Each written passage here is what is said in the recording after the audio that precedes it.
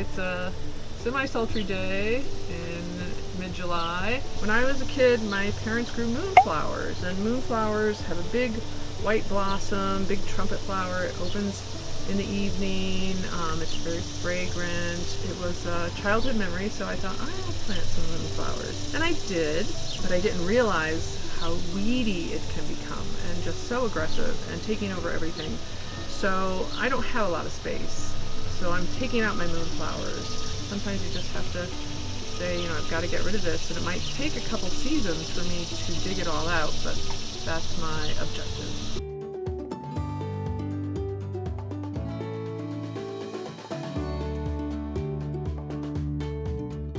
See the size of that root? Beware of any plant that has the partial name weed in it, like jimson weed or sneezeweed or ragweed.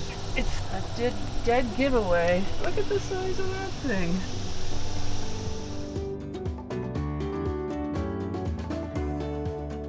Be careful what you wish for, be careful what you plant and what you think is going to work in your garden, because it doesn't always work the way you think.